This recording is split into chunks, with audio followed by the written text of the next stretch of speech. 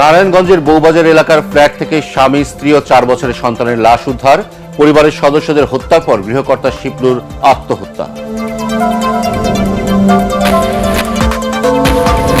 ঐকমত্য কমিশনের মেয়াদ 15 অক্টোবর পর্যন্ত বাড়িয়ে প্রজ্ঞাপন জারি।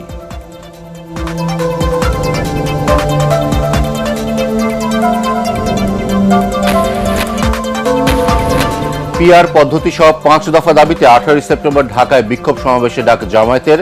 আগামী নির্বাচনে ইসলামী দলগুলোর ভোট এক বক্সে আনার চেষ্টা চলছে ইসলামী আন্দোলন।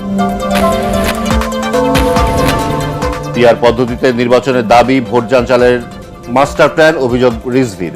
গণতন্ত্রের পথে উত্তরণে দেরি হলে বিপদগ্রস্ত হবে দেশ, আমির খসরু।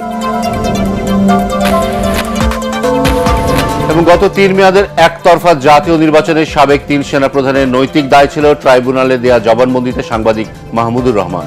মঙ্গলবার সাক্ষ্য দেবেন নাহিদ ইসলাম।